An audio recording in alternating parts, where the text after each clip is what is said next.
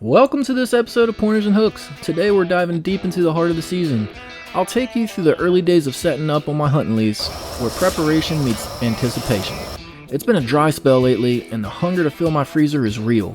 I put in the hours, scout every inch, and faced my share of challenges. But as the season wears on, the question remains, will the hard work and persistence finally pay off? You gotta stick around and find out.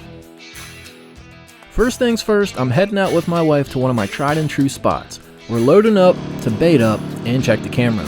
But the beans planted this year, hauling gear through the field is a challenge, so we decided to take the scenic route, cruising down the river by boat. Letting the current guide us to the edge of the field. It's not the usual way to get there, but sometimes the journey is half the adventure.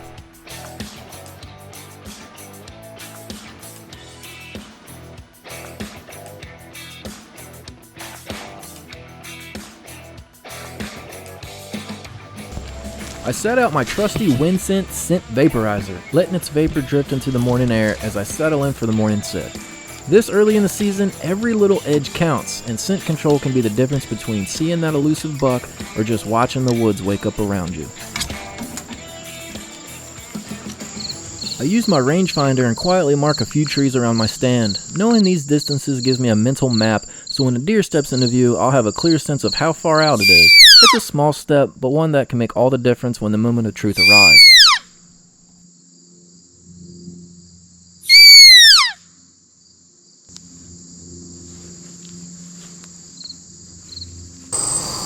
It doesn't take long before movement catches my eye.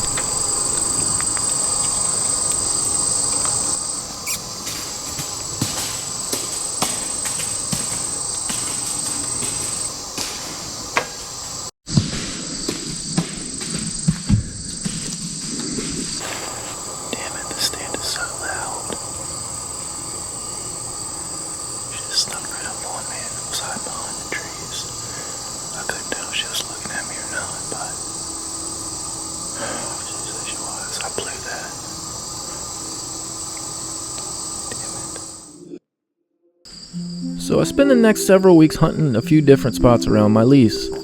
The weather starts to cool, bringing in a welcome change to the air. But the deer, they remain elusive, except for this one little doe.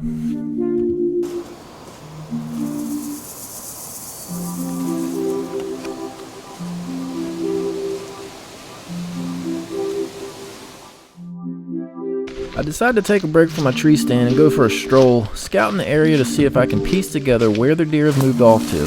Sometimes when the action slows down, it's all about staying curious and adapting to the shifts in the season.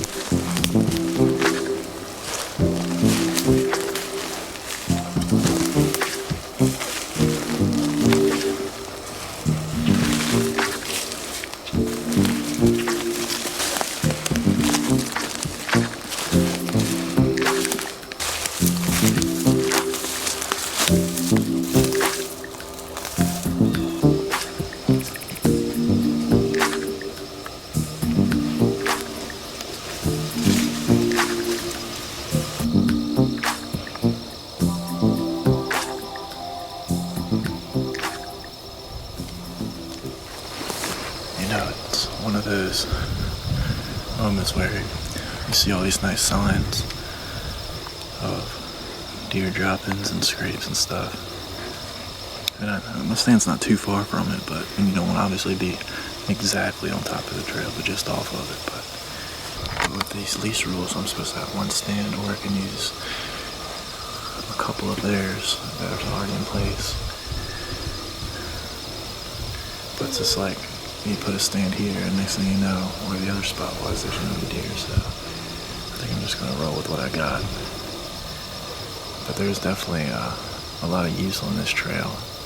There's actually a ladder stand right at this corner of the field. It might be down there. I hunted it last year, and I saw something right at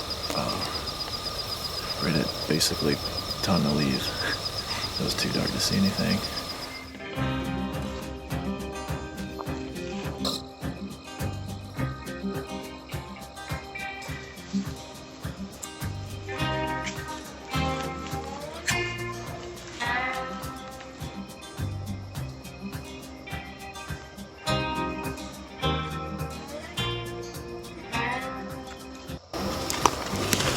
So what I've learned is they go, and I kind of already knew this, I just didn't realize how far it went down.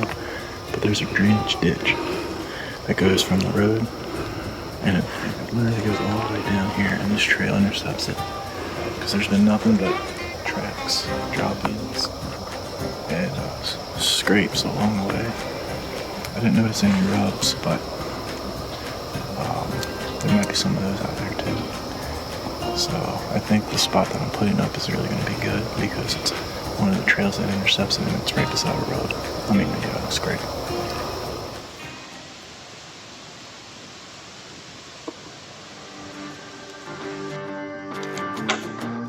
I keep at it, hunting on and off over the next few weeks.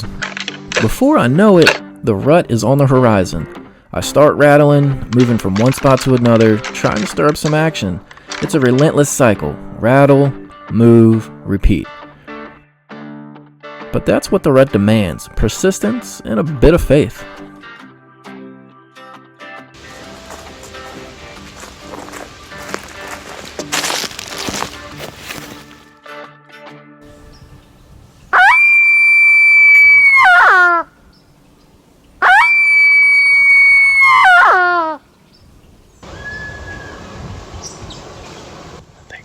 Got its attention. It's just on the other side over there.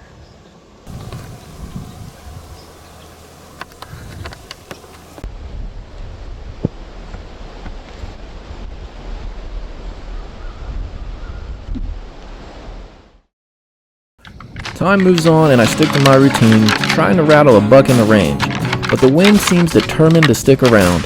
It's like an unseen adversary, making each hunt a bit more challenging, testing my patience and my persistence.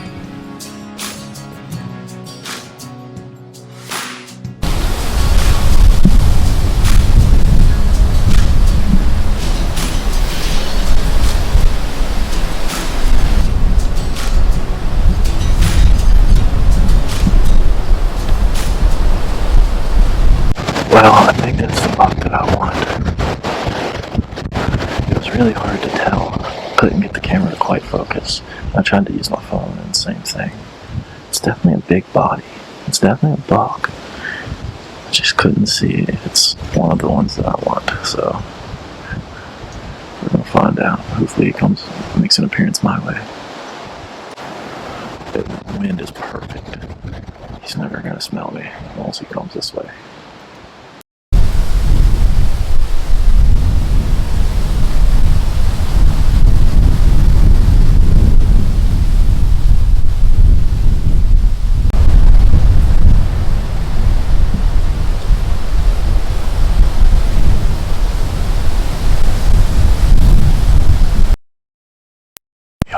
I'm back. I took about an hour and a half break to go get some food, some water, some shelter. Actually, I'm not kidding. I got a little Debbie. I got a Dr. Pepper. And I warmed up in my truck. It's a little warmer than this morning, but I got an extra layer of hoodie under here.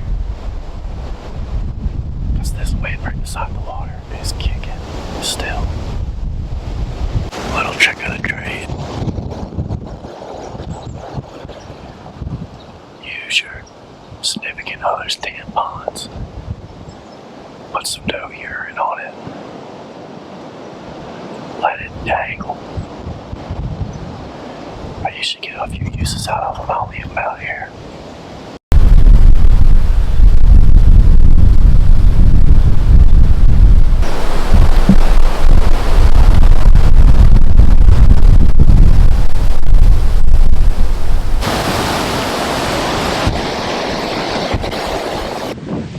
The wind keeps tearing through the woods, relentless and unyielding, but so am I.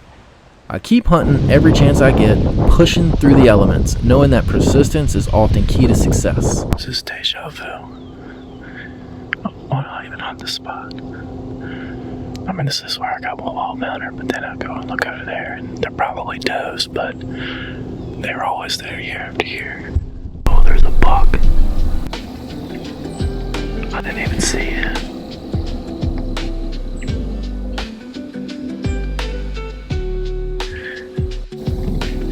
He's so far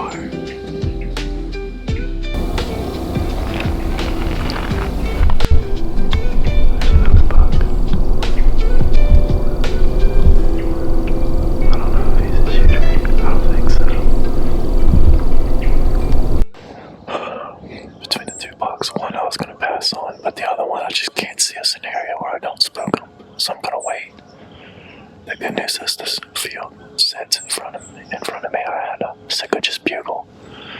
Here's a little secret about 𝐾𝐨𝐧'𝐭 that my uncle taught me actually the other day. How to call him in. It's not with a call.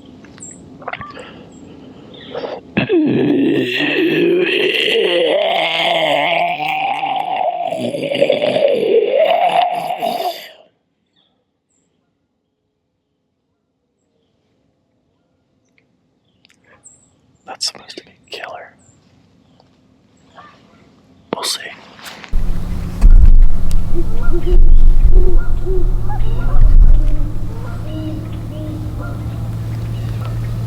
Of course, I just missed it on the camera, but the last like 30 seconds, I just kept thought it was going to end, but there was 3 or 4 owls hooting.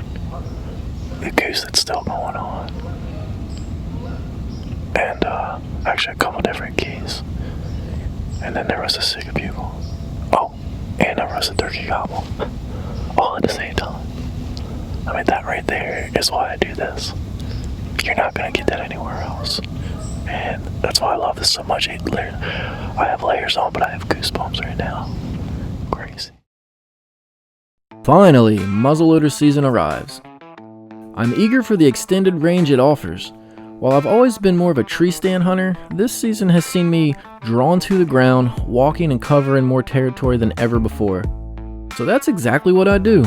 With the musket in hand, I now have the comfort of a 200 to 300 yard shot range, and that opens up a whole new world of possibilities.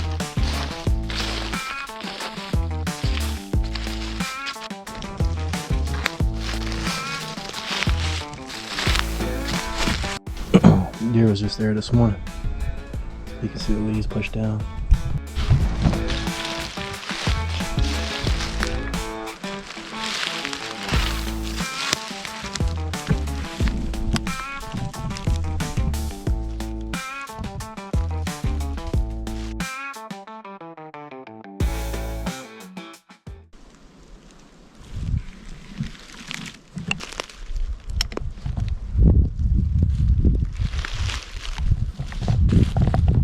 Well, I ended up spooking those deer, so it's on to the next spot. Sometimes that's just how it goes, one missed opportunity after another, but you've got to keep moving forward.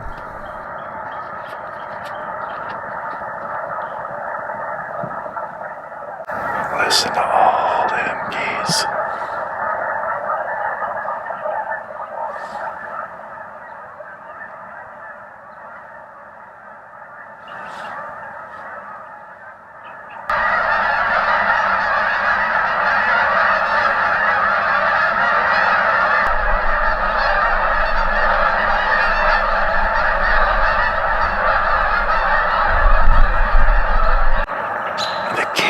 And the waterfowl hunters have been going wild.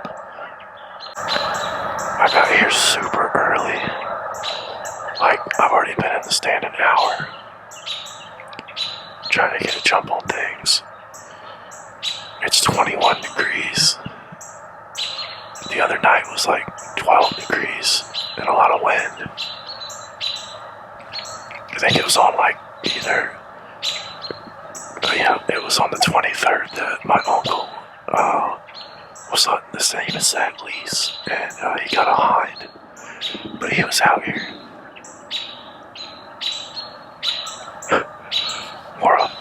He was out here, and it was like real feel of like 3 degrees because of the wind, and he wound up getting a hind. I was working, but honestly, I wouldn't have been out here. That was insane. The wind was like 30 miles an hour.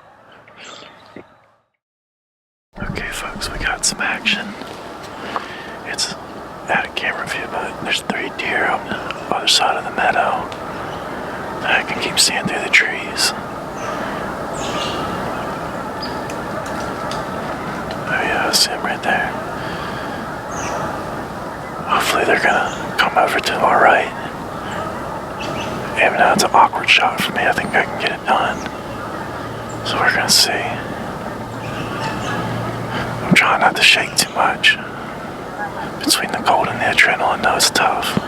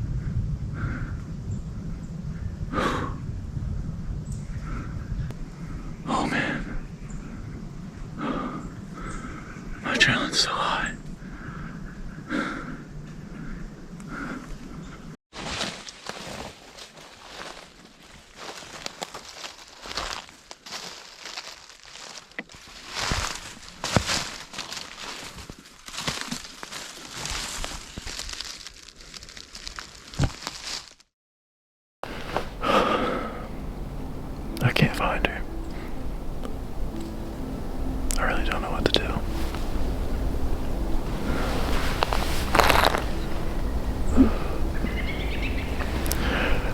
I definitely hit her, I think, because her tail was down. And she jumped like she was hit. This wasn't running for some reason. I forgot to hit the button. But muzzleloaders don't normally leave an exit wound, so there's not going to be blood trail. I'm thinking I might have gut shot at her.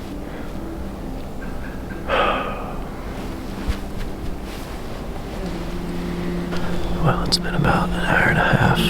I'm gonna go and try to search for this deer again. Okay, I'm back. It's 3:34. I really don't know why I'm here. I look for hours for that deer, but there's not even a drop of blood.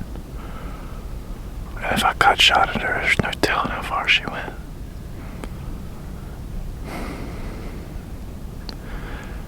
I wasn't even gonna come back this evening to hunt, but it's only a couple hours left, and I just need to get my mind back right. But I feel like it really ain't fair if I take another shot at something, because I feel like that was the one I was supposed to get. Not that you can't take 2 deer one day, but if you're gonna take something from Mother Nature, you gotta use it. You can't just take it. I don't know how to explain it, but it's not fair. Here comes a trash panda.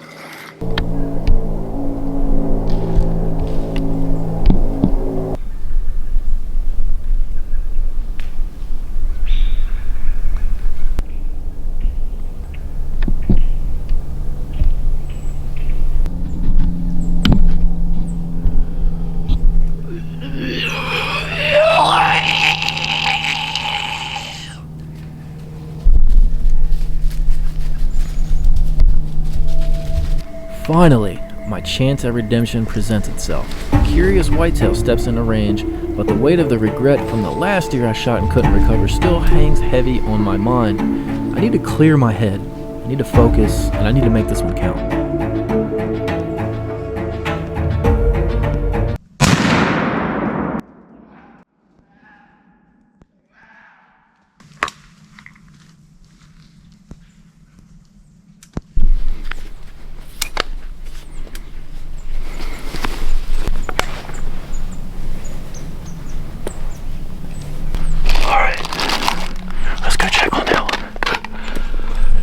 The one that I needed. The shot was high, but definitely hit.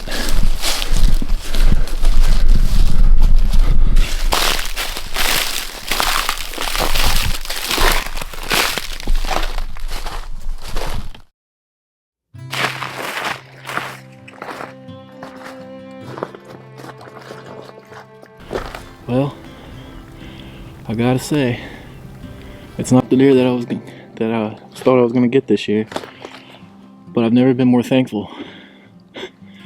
This has been a long drought, and this little yearling, it's gonna eat good. I don't make this a habit. It's just been so long, and I have goosebumps right now. I've been out here for so long, and I've had so much bad luck, and in stuff that I'm doing that's not good. Earlier I shot at something, and I don't know if I missed it or not, but I couldn't find her. It was probably twice this size. But I'm just so thankful for this one. It's been a long time since I got a deer out here on the lease. We went to Georgia, and for a whole week it was 80 degrees, so out of the blue, and we didn't get anything. It was getting hot. Thank you so much. This is gonna go to a good home. God, I don't think I've ever been this happy to shoot something, just to shoot a yearling. Like I said, I normally don't make this a habit of shooting yearlings, but my freezer's empty, and it's not like I can't go buy food, but this is how I like to provide.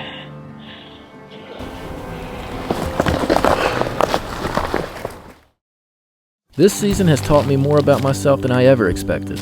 I learned that following the deer means being adaptable, as their patterns change more often than I realized. I learned that the wind can be both a friend and a foe, depending on the day.